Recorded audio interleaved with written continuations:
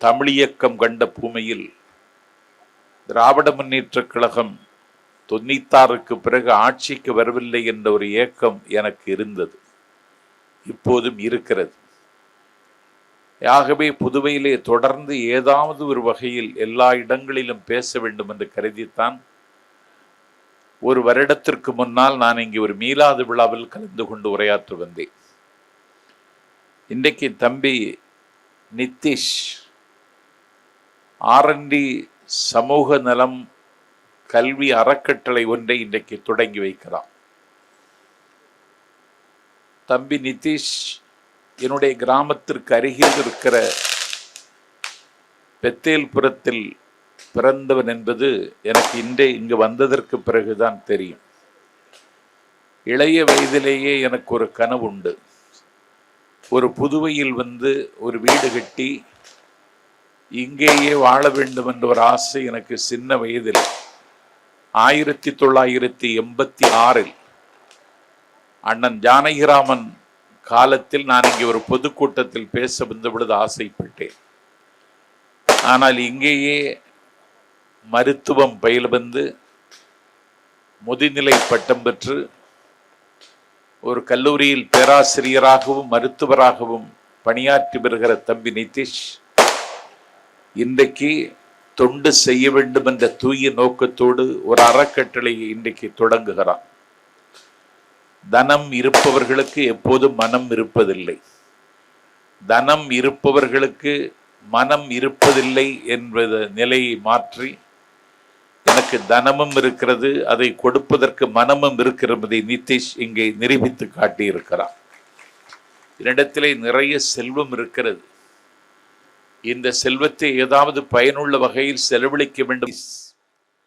அவனுடைய தந்தை சொன்னார், தவளக்குப்பத்தில் ஒரு பெட்டிக்கடை வைத்து நடத்துகிற தம்பதிகள், இந்த கடையை நாங்கள் நடத்துகிறோம், இதை வைத்து எங்கள் ஜீவனத்தை கடத்துகிறோம் என்றால் டாக்டர் நிதிஷ் செய்யாமல் செய்த உதவி என்று அந்த பெற்றோர்கள், அந்த கடை நடத்துகிறவர்கள் அவருடைய டாக்டரிடத்தில் சொன்னபோது அவர் நெகிழ்ந்தார். ஆகவே இந்த உலகம் இன்றைக்கு பல்வேறு விதமான இன்னல்களுக்கு ஆளாகி இருக்கிறது. தொண்டால் பொழுதளக்க வேண்டிய ஒரு கட்டாயம் இந்த சமூகத்திற்கு வந்திருக்கிறது. நமக்கு வரக்கூடிய ஆபத்துகளை நாம் இனி வருகிற காலத்தில் எப்படி எதிர்கொள்ளப் போகிறோம், அதற்கு என்ன திட்டம் நிதிஷ் வைத்திருக்கிறார் எனக்கு தெரியாது. ஆனால் இன்றைக்கு ஒரு பெரிய மிலேச்சத்தனமான பாசிசம் ஒரு பெரு வெள்ளம் போல பாய துடிக்கிறது. தலைவர் கலைஞருடைய நினைவு நாள் நாளைக்கு தன்னுடைய பிறந்த நாளை வைத்துக் கொள்வது கலைஞர் மீது வைத்திருக்கக்கூடிய மாறாத பற்றுக்கு ஊனம் விளைவிக்கும் என்று கருதி தன்னுடைய பிறந்த நாளை நாளைக்கு வைக்காமல் இன்றே கொண்டாடுகிறார் என்றால் நிதிஷனுடைய தொலைநோக்கு பார்வைக்கு முன்னால் வானம் கூட சின்னம் சிறியதாகி விடுகிறது. ஆகவே ஒரு பாசிச பெரு வெள்ளம் தமிழ்நாட்டில் படையெடுக்க துடிக்கிறது.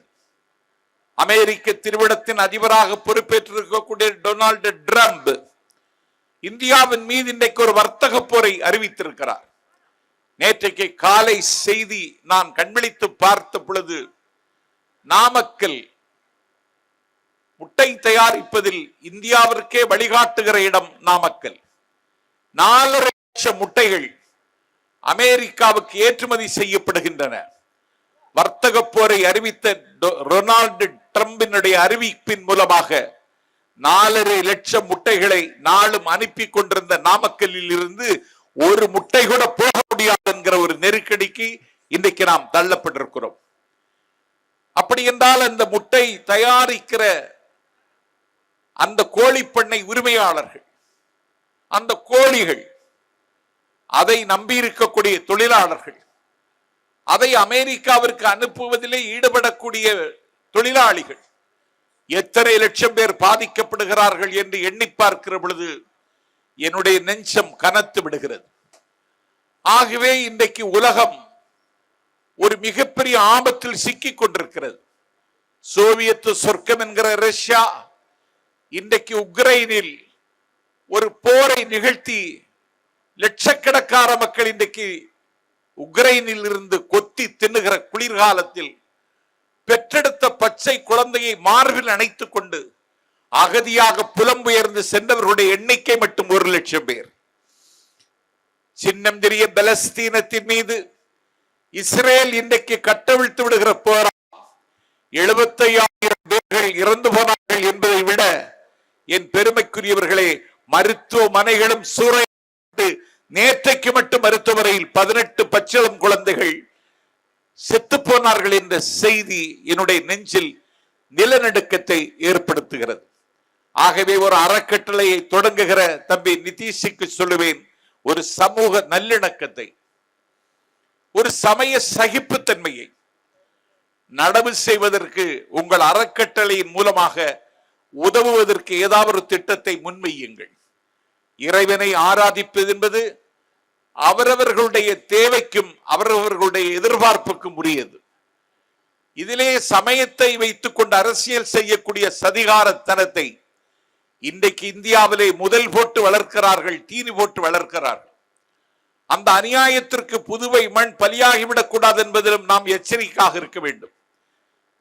என்னை கேட்டால் தொட்டில் கடந்த பொழுது பூமியினுண்டை பற்றி கவலைப்பட்ட தந்தை பெரியார் ஒரு மானுட பற்றாளராக இருந்தார். அவருடைய வழி வந்து அரசியல் பயணம் மேற்கொண்ட அறிஞர் அண்ணா, எனக்கு தெரிந்து அறிஞர் அண்ணாவுக்கு முன்னும் பின்னும் அண்ணாவை போல அரசியல் உலகத்தில் எந்த மூலையிலும் பிறக்கவில்லை.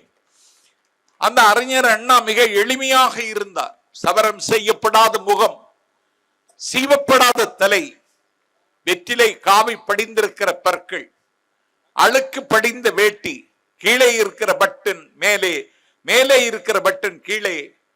அந்த 4 அடி உயரமுள்ள அண்ணா 1962 சரிந்து கொண்டிருக்கிற சாம்ராஜ்யங்களின் சாம்பல் மேடாம் டெல்லி பட்டினத்தில் நாடாளுமன்றத்தினுடைய கூட்டத்தில் தன்னுடைய கன்னி பேச்சை பேசும் பொழுது சொன்னார், I belong to Dravidian stock.